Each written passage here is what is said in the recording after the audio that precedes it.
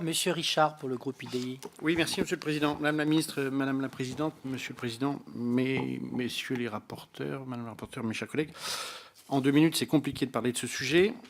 La réforme de notre système de santé doit aujourd'hui permettre de concilier 2 exigences majeures. Un accès équitable à la qualité des soins dans un contexte de tension budgétaire, vous l'avez dit, Madame la Ministre, extrême.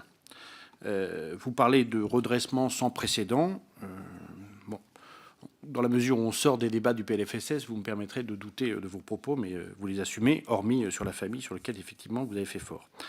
Les crédits dévolus à la mission santé demeurent inchangés pour l'exercice budgétaire précédent, par rapport à l'exercice budgétaire précédent.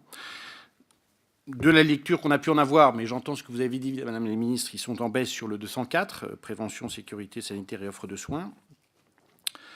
Pourtant, les crédits de ce programme 204 sont, et vous l'avez dit, sont indispensables pour garantir la sécurité sanitaire qui est devenue un impératif majeur de santé publique, sous l'effet conjugué des drames sanitaires et humains et de la demande croissante de transparence de nos compatriotes. Ils sont également nécessaires pour garantir l'efficience et la qualité du système de soins.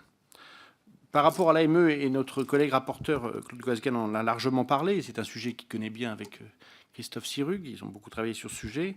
Nous sommes opposés à la mise à mal de l'AME, même si à titre personnel, moi j'ai voté les amendements de Dominique Thion sur la mise en place d'une franchise.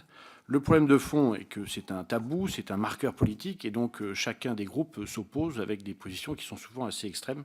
Je parle du groupe socialiste, du groupe UMP. De notre vision des choses, c'est que c'est pas supportable une dépense budgétaire qui augmente de 20% par an. Donc ça vous fait rire, Madame la Ministre. Il y a un moment, vous ne pouvez pas considérer que c'est supportable. Si toutes les dépenses de ce budget augmentaient de 20% par an, qu'est-ce qu'on ferait? Donc, à un moment, vous pouvez considérer que ce n'est pas un sujet et qu'il est tout à fait tenu. À notre avis, la montée en charge n'est pas du tout supportable. Alors, on peut espérer que la réforme de l'asile mettra à mal cette augmentation majeure. Je termine, Monsieur le Président. Mais en tout cas, c'est une inquiétude pour notre groupe.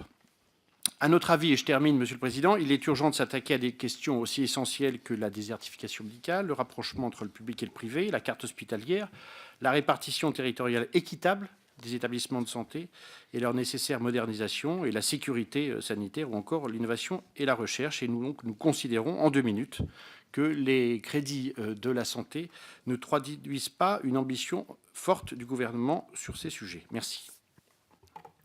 Merci. Je n'ai pas noté d'intervenants pour les groupes écologistes, RRDP et GDR.